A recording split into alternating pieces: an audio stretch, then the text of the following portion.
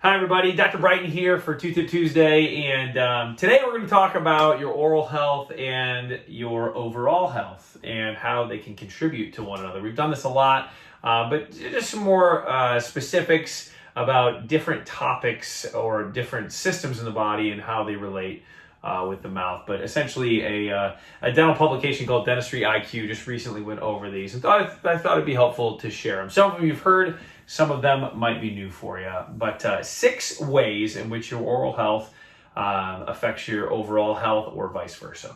And so first things first, cognitive function. You've heard me say before how patients with gum disease have an increased risk for dementia. Specifically, what this article talked about, and I'll name this, I don't know if I've ever actually said this in a Tooth Tip Tuesday video, but patients with poor oral health have a 23% increased risk for some cognitive decline, and specifically have a 21% increased risk for developing dementia.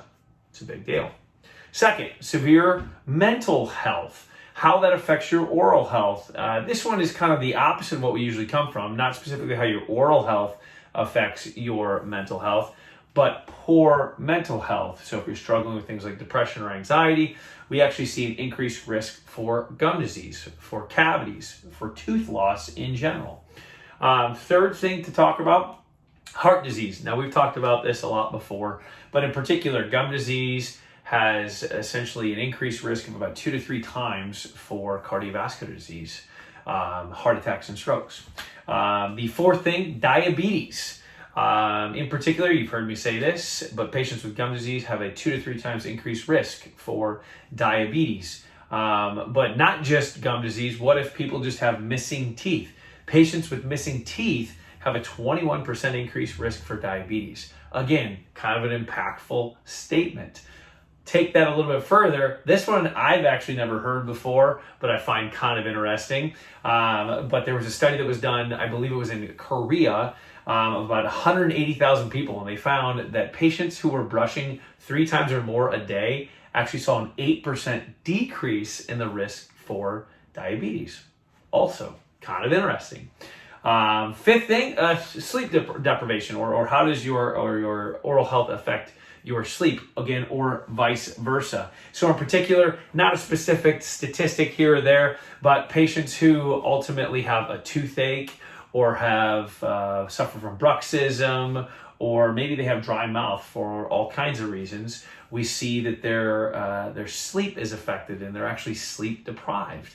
On the flip side, if you have obstructive sleep apnea, we see that your risk for poor oral health actually goes up. The last one, again, we have talked about this, but essentially your oral health and pregnancy with patients or moms who have gingivitis. We see that just gingivitis, we see an increased risk in premature birth. We see an increased risk in low birth weight.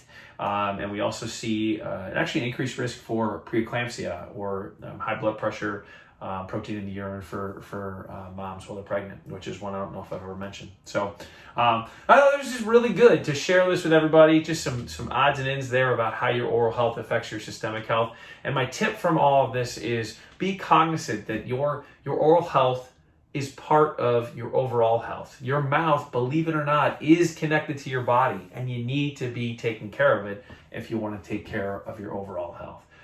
So some of those things that you've heard me mention there, if you're suffering with cardiovascular disease, diabetes, maybe obstructive sleep apnea, if you have some poor mental health going on, some challenges with depression, anxiety, that sort of thing, be cognizant of how your oral health could affect those things and vice versa.